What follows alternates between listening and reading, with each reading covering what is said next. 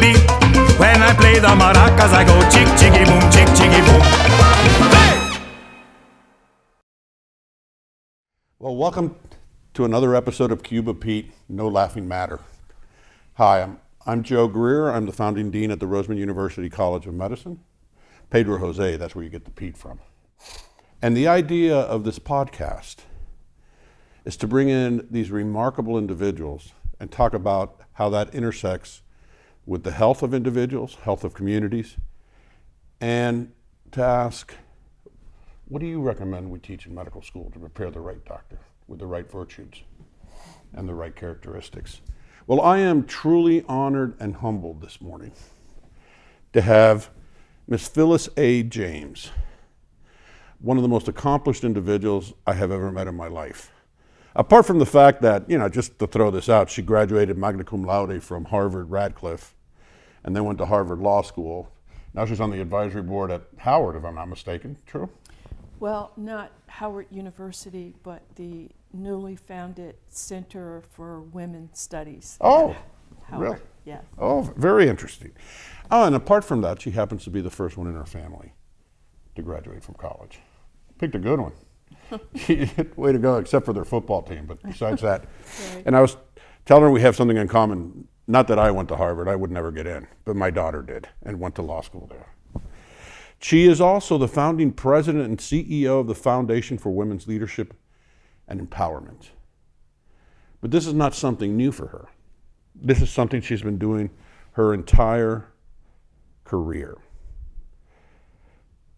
She founded this foundation to expand the access for women, specifically women of color, to affordable, high-quality education and experiences. The importance of that cannot be overstated. Getting somebody to go to college opens the door for future generations of that family. My father's the first one to finish high school, much less go to college or medical school. And the greatest thing in his family was seeing my father go up to Boston for my daughter's graduation. He comes from a small little village on the western part of Cuba called Pinar del Rio. And it's akin to, much like the Appalachian United States, a very rural, not overly educated area. And to have that happen in this country is phenomenal. She's had one of the most distinguished career. She was a judicial law clerk, which, by the way, is extremely difficult to get those positions. It's near impossible, but she got it. So I'm just starting off with all the great things she's done. She's been in private practice. She was the first African-American lawyer to advance the partnership at what is now Pillsbury Winthrop, which was Pillsbury, Madison, and Sutro at the time. She was the Executive Vice President, Chief Diversity and Corporate Responsibility Officer at the MGM Resorts International. That's pretty impressive. And her whole career has been about diversity, real diversity. I'll go through a list of all her awards because it's pretty long and I need to pull out like 7 sheets of paper for that. But Phyllis, thank you so much for being here. Well, thank you for inviting me.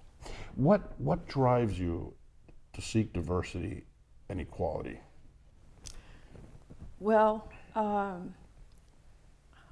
obviously, in my opinion, as a person of color, I was born into it here in the United States. If you are an African American in this society, you are relegated to a certain place in society. Now, that is less true today than it was when I was in elementary school back during the 60s, and I'll date myself, but one thing you learned early on in my family, in my neighborhood, which was predominantly black, or I shouldn't say predominantly, was all black, was your place in society. And you learn very quickly that we are the black people and the white people are out there in the great yonder over on the other side of town. And never the twain shall meet. Now, I mean, that's the way it started off. And fortunately for me, I was able to overcome those psychological barriers through public education. How important was the family, your family? Well, my family was extremely important to my development. And even though my parents were not college educated, they taught me so many important things in life. The first was the importance of family and cherishing other people around you. Secondly, work ethic. And I truly believe that it really doesn't matter how innately smart you may be if you don't have drive, motivation, and ambition to use your God-given talents. So I learned that from my family, from my parents, and they also taught me, and this may sound kind of strange, religion, but not institutionalized religion in the sense of, you have to go to church, but just kind of thinking about other people around you and trying to help other people. Wow. So then Mark Twain was right when he said, never let your schooling interfere with your education. Right. So it was actually outside of school and all these different values. And for those of you that are parents, listen to what she said. It becomes really important. Well, we obviously have a diversity problem in my profession. It's embarrassing. It's something that needs to change. And it's not just a matter of letting people in with diversity. It's inclusion and equity. And that's what I love about your foundation. It's about getting that education, the experiences, the things that will allow you to advance and others in your community. Right. And that becomes vitally important. I think that if you look at just the evolution of the great experiment called America, I think de Tocqueville had it right, and that is education is the great leveling factor in America. If you educate someone, there's few limits that person can not reach if they or overcome if given the opportunity. And I do believe that education is the great equalizer in American society. Less so than it used to be because of the degradation of the American public school system, and we are just not preparing young people in the way that I was prepared in public school when I was growing up, which is a shame. But I do think that the key to all or most of our issues in society is education of one sort or another.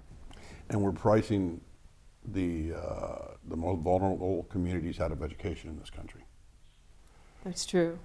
And so we have to look at what is the true cost of education. And even public universities are very expensive now. Yes. And so it becomes, it's just, you're 100% correct. Now, if you were involved in developing the curriculum of a brand new medical school that truly believes in diversity, equity, and inclusion, to the point that our senior leadership represents that. I'm Hispanic American. Of my senior executive deans, of which there are 4, 3 are women, 1 is a woman of color, the other 2 are foreign born. I'm counting Canada, but it still counts. And one of them, she is our senior executive dean for academic and student affairs, is not only first generation college, she's from Germany. Her mother was RN during the war, World War II. But she's also an accomplished classical musician. She has a PhD in biochemistry. She's Phi Theta Kappa. And somebody asked me if I was Phi Theta Kappa. I said the only thing that kept me out was my grades. But if not, I would have been in right away. And she's a psychiatrist who also developed the very first outpatient residency program in psychiatry. Wow. Now, diversity works. We know diversity works in the business world, especially at a corporate board level and at the executive suite level. We know that companies that are diverse make more money. They have different ideas. And I see many times, and unfortunately sitting on boards and having sat on boards, that the issue of diversity and inclusion is much bigger push, a real push in the corporate world than it is in the academic world. Yes. And so if we're producing the future physicians for tomorrow,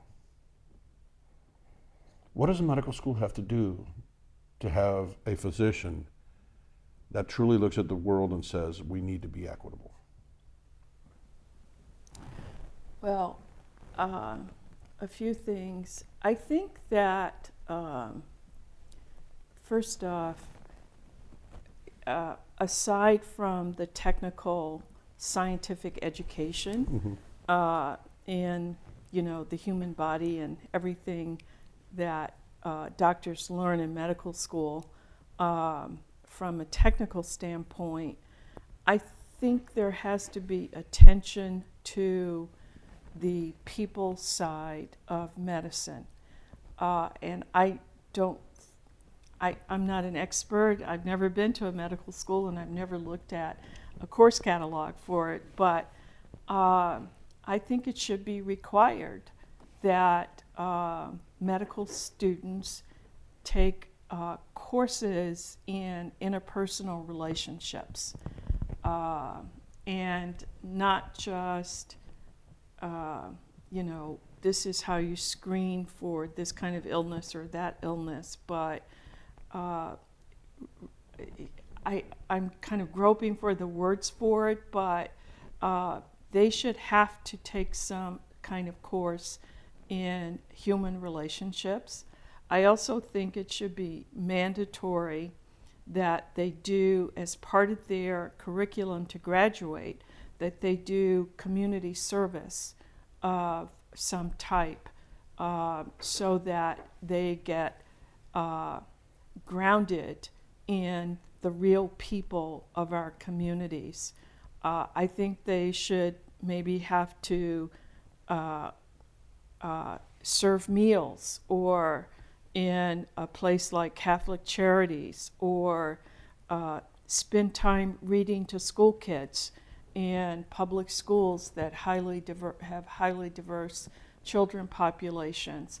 I think they have to do things that expose them to people and how to relate to people. There's two issues you're bringing up here. My profession's inability to communicate well. Yes. We lack empathy, and I can tell you why we lack empathy. How long does a doctor actually listen? Which is what empathy is. It's listening. You're never going to actually feel like you're patient, but without that empathy, it means you're not listening. It means you're going to tell the patient, come on, I got 10 minutes, let's go. And so we have to get back to the humanistic aspect of medicine. And I couldn't agree with you more with working in the community. Our program, as well as the one that we had started in South Florida and here, we are not community engaged, we are community dependent. To the point where we look at equity, that voluntary faculty appointments don't go to just MDs. If you're a community leader and you're teaching our students, you deserve that title too. And so our students with interdisciplinary teams, and we just launched this last Wednesday, we're starting off in the historic West Side, and they're going to be matched up by families that are uninsured, grossly underinsured, or undocumented, and they're responsible for that family with an interdisciplinary team that includes nursing, dental, pharmacy, but also social work, behavioral health, and legal aid, because we need to get legal literacy out there, because many times the very first time that they come across the legal system is a foreclosure Yes. or an arrest, so to have them know their rights. But our students, when they go there, and there's two things that are real important. One is they're in the community. The Yes. community is not coming to the ivory tower. So we end up with our students, the highest rates of humility and empathy. No longer are you the king or the queen. No longer do we do that power differential where you say, I'm Dr. So-and-so Bob. We get a title, but they do not. So, and the student learns about the real realities, because the student's not allowed to ask, how are you? They have to ask, what's your most urgent need? And as I tell the students, listen, I've been a gastroenterologist almost 40 years. Nobody's ever said that their most urgent need was a colonoscopy. A little disappointing, but Right. so they're going to find out that, wow, they have to really make a choice between dinner and insulin, or they have to make a choice between sending my kid to school. My goodness, since I'm an hourly worker and I have no benefits, when I go into this great health system, that means I make 20% less this week, plus the transportation, plus the doctor's fee, plus the prescription. And the industry of medicine is made such that you get paid for the more times you see somebody. Yeah. So come on back, that's another 20% less. When you could have very easily called them up and said, listen, we have to do this and this, or guess what, everything's normal. So we got to fix that vending machine. Yep. But it also teaches the students about the social determinants of inequality. We like to call it the social determinants of health, but it's originally the social determinants of inequality. And of course the medical profession and hospital systems love it when we work with them, because we give them a return on investment. So, which was not what we wanted to do, but we were looking at what are the inefficiencies for these individuals to give them the opportunity to get to resilience. As Dr. Brewster says all the time, we're not here to make poor people better at being poor. No. We're here to bring people to resilience, to bring people to flourishing, to have them have the same opportunities that you have had, that I have had, and those opportunities that are then afforded to our families. I think one of the most important things you can do with your students is, and I think the medical profession has to redefine or recharacterize the persona of the physician. Traditionally, we have treated doctors as Almost as priests. gods or demigods. Right. Because somehow or other they have superior intellect because they have mastered a certain amount of knowledge about the human body, and theoretically they are able to diagnose and treat illnesses. But they don't have any sense of servanthood.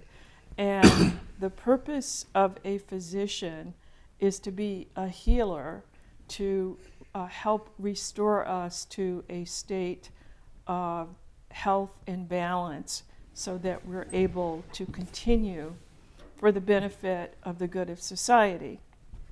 And so they have a role.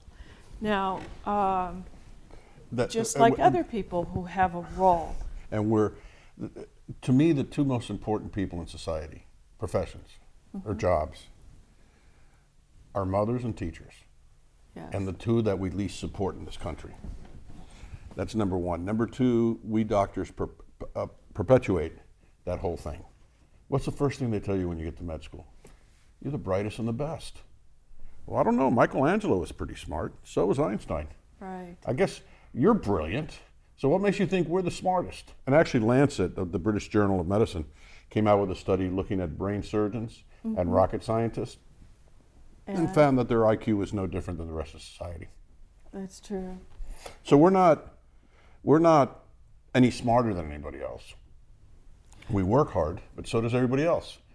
And when you get the excuse, yeah, but look at how hard we work. I said, have you seen what a migrant worker does? Have you seen what a construction Worker, worker does right. who builds buildings? Or, Which, by the way, they can't do their whole life because their body goes out on them. yeah, right. I think, in redefining physicians, they need to understand you are a vital part of society, but there are many vital parts of society because a thriving human society takes everybody in various different roles working together in order to have a thriving society. So, are you any better than a teacher? Are you any Because- better than somebody that picks up the trash? Because if they don't pick up the trash, guess what happens? Yeah. You know? Right. So I just think this whole kind of mystery that medicine has been enshrouded in has to be Squashed. demystified. Yes. Yes. Let's just squash it. Yes. Right. Okay. Let's excuse me. Let's produce the kind of physician that wants to serve. Yes. It's interesting too because if you look at the definition of wisdom, the word humble is in there. Mm-hmm. And so, that's where we got to get to that point. We got to bring humility. We got to bring those virtues back. Right. But at the same token, they have to be in an educational environment which promotes all of that and which they see it every single day. That's true. Because they're going to learn just as much from their experience as they are from their books. Right. And you're 100% correct, because as medicine advances technologically, you don't need the same skills to make diagnoses anymore. No, with artificial intelligence, and I'm not underestimating the power of the human hunch or intuition, but you're right. So many of the rote formulas that, doctors had to memorize, they don't have to do anymore. And, a large part of treating people has to do with the interpersonal dynamics between the physician and the patient. And I mean, I've had this experience myself. You feel better with certain doctors because of the way they treat you as a person. And somehow or other, they excite. I think there's a lot to be said for that interpersonal interaction kind of stimulating a response in your body that is more open to healing than the doctor who comes in like an automaton, asks you a few terse questions and says, see you later. I couldn't agree with you more, and particularly as we advance in technology, the communication skills become even more important. That's The right. intuitions are going to be algorithms that are set up for us. Yes. But you have to be trained well enough to have the intuition to say, that's an outlier for that algorithm. Yes. You have to be able to take the information that's given to you on your computer screen and translate it to your patient in a way that they understand. I think, when you talk about diversity and inclusion in medicine, I do think one of the essential parts of, I've talked about immersion in community, but it is really important for would-be physicians and nurses too, and anybody else who's administering medical care to have actual experience touching people who do not look like them, who have different physical characteristics. Believe it or not, it's one thing for someone who has been raised in an all-white community to, exchange social pleasantries with someone who's a person of color, but it's another thing to get up close and personal and physical with somebody who is so different from you. I think that that's hard for some people to overcome if they haven't had the experience of being able to touch somebody whose skin is different. And so the importance of service. Yes. And I'm glad you brought in the issue of faith. Yes. Because it's not necessarily religion, it's faith. Yeah. And it's believing in whichever religion you might be. I'm Catholic, Christian, and it's about love. Mm-hmm. Not to all of them. It's about taking care of other people.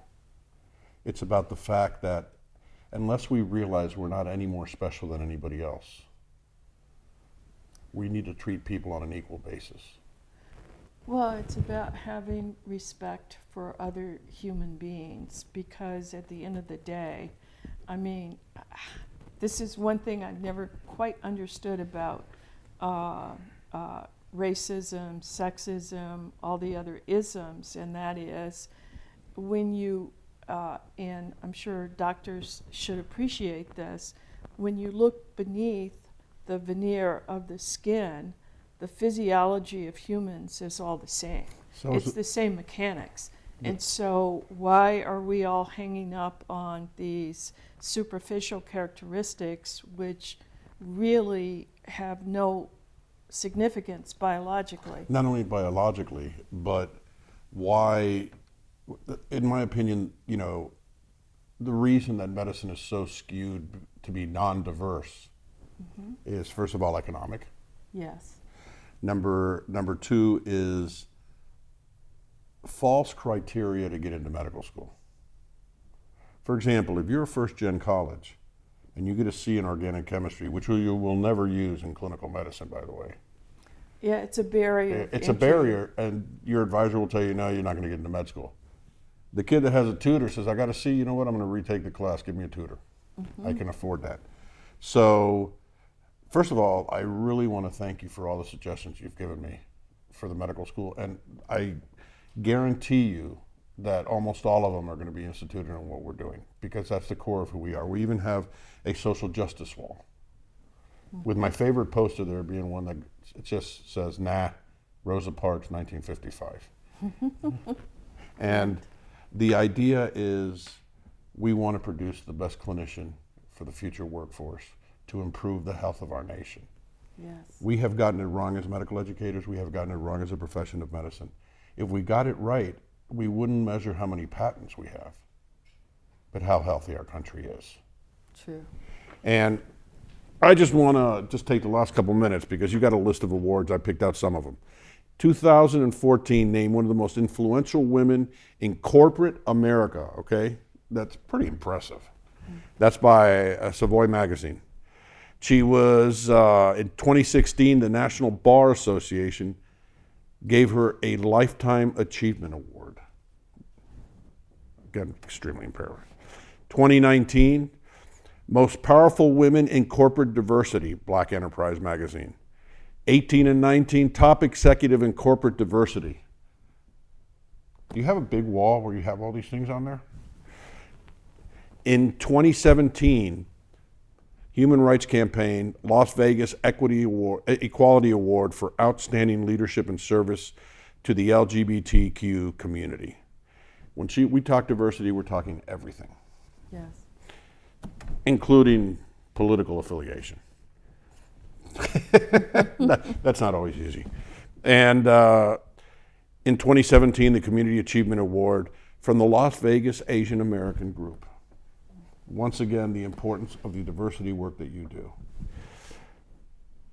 Ms. James, it is such a pleasure to meet you. It is. I am awed and humbled by your accomplishments, but mostly by your humility. Mm. You are.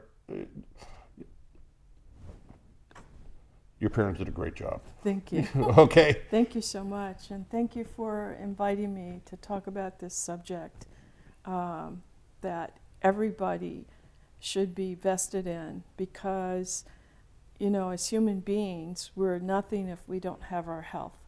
And health is just not physical. that's right. You can tell somebody, listen, your blood pressure's fine, your lipids are normal, your EKG, chest x-ray's all good. You're healthy. Yeah, except my house is being foreclosed, my spouse is leaving me, and one of my kids is an addict. But besides that, Yes, right. so you have to take care of all those things. Right. Thank you so much for coming on here. And number one. Number two is, you do know I'm going to call you so you could start teaching our medical students also, okay? Well, I'd be happy to come over and But- talk about something if I can. No, oh, yeah, you can. And if you can't, we'll go pick you up. Okay.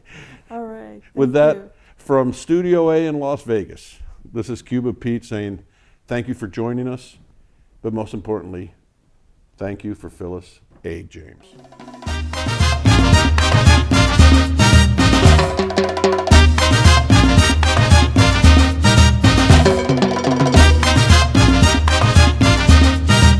Ahi! They call me Cuba Pete. I'm the king of the rumba beat. When I play the maracas, I go chick, chiggy, boom, chick, chiggy, boom.